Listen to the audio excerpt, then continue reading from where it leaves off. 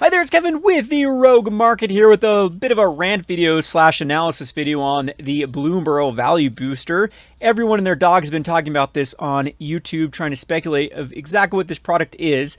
And I was pretty critical of it when I looked at it on my Gone Rogue Games channel because I'm just sick of how lazy Wizards of the Coast is when they push out new products and try to have, the whole point of getting rid of the draft boosters versus set boosters was there are too many SKUs. There are too many products that were basically the same thing. Theme boosters, jumpstart, draft boosters, set boosters. There wasn't enough to really differentiate between those products. And here we are now with them just barely getting rid of set boosters in what, 2 sets ago, and draft boosters and consolidating into play boosters, and they're here making value boosters.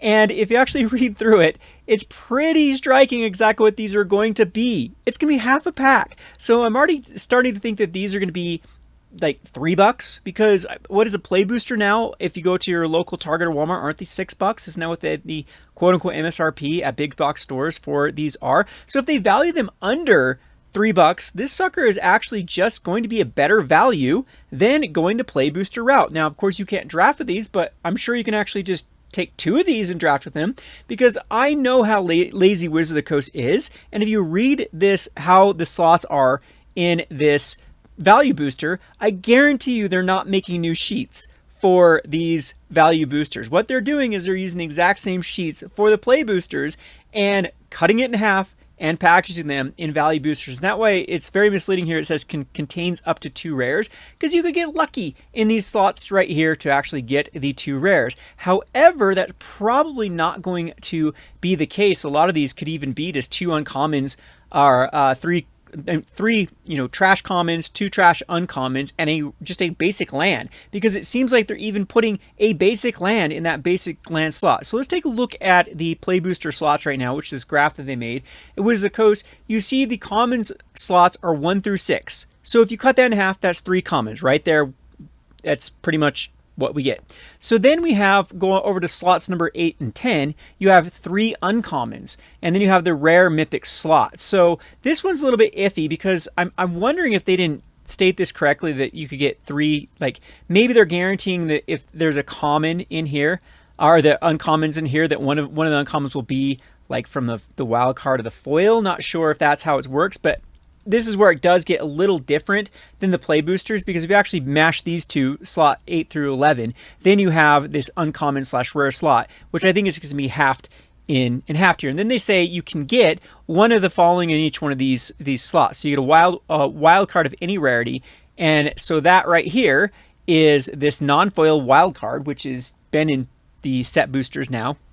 In the play boosters now. And then you have a chance of getting the leftover card. So the leftover card, which could be a land, a traditional foil, or a special guest, is literally the slot number 7, which was a common or a special guest, a basic land, or a foil wild card. So I'm actually going to wonder if this, when these packs actually come out, if they are going to be a little bit misleading here with the three guaranteed commons, the 2 uncommons, and 1 wild card, because of this list slash common slot here. That might be, if they upgraded it, maybe that's a list slash uncommon, because that would make sense at that point with how these would split off with the 2 guaranteed uncommons if you were to split them in half. All right, so all the stores out there that are complaining that we're not getting the value packs for Bloomburrow, I'll show you how to make a value pack. This is literally what it's going to be. Outlaws of Thunder Junction, here with a play booster. The slots were announced by Wizards of the Coast. So first of all, there's not going to be an Art Series card. The Art Series card, or the token, is not going to be in the value pack. So Wizards of the Coast is saving on ink there. I am already calling this, they're going to be going for like $3, because the MSRP for a play booster is supposed to be around $6. So, first pack, you get your 3 uncommons. Second pack, get your 3 uncommons, right out of a play booster. Then you have 2 uncommons go to one side, an uncommon and uncommon, exactly how the play booster was here. Then you get, in this case, the rare goes to one side, the showcase goes the other side, the foil goes to one side, and the land goes the other. There is essentially what the value packs are going to be. Perfect split of how the play boosters are from Outlaws of Thunder Junction. So another lazy product.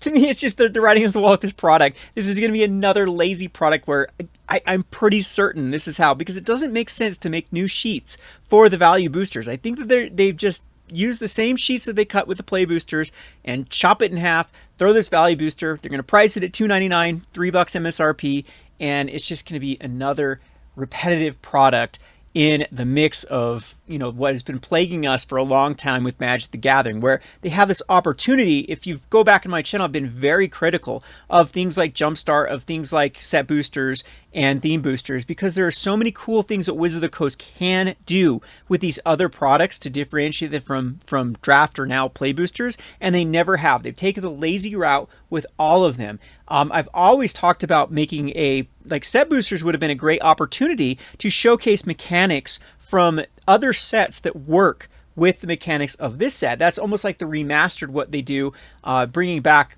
in the plane of you know, going back to Dominaria and creating all the cards that were, you know, good in Dominaria. But I think with every set, they could have made booster packs that were specifically you could actually play in limited environment that actually used all of the mechanics from the, like Bloomburrow coming out with, now I'm trying to think off the top of my head what mechanics are coming out with him, but I mean using some of the tribal mechanics, and it would be a fun experience. And that's a way they could get needed reprints into the mix.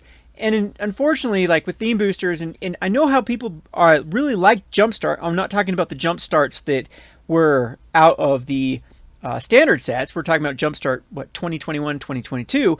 Everyone liked those. I didn't really like them either, because it just seemed like a bad play experience of what could be.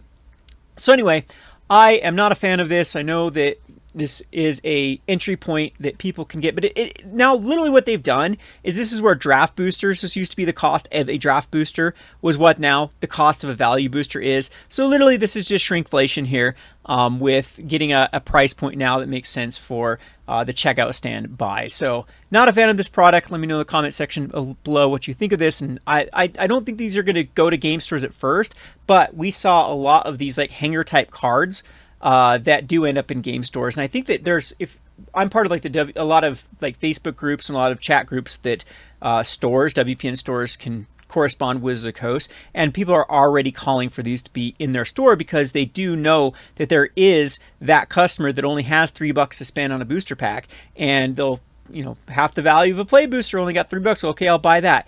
And again, when people keep talking about the rise of Magic the Gathering, the cost of Magic the Gathering, if you look at comparison based upon the cost of everything else that has gone up, inflation has gone up like crazy. And I actually don't think that Magic the Gathering is more expensive than it was even, you know, 2 or 3 years ago with how much inflation has gone up. So now $5 is like $3 to begin with, just a few years ago, with the amount of money supply that's been printed into the economy. Anyway, there's enough rant for this one. This is just another kind of dud from Wizards of the Coast, and all the cool stuff they could be doing. Hope you enjoyed this video. Kevin with Rogue Market. Thanks for watching.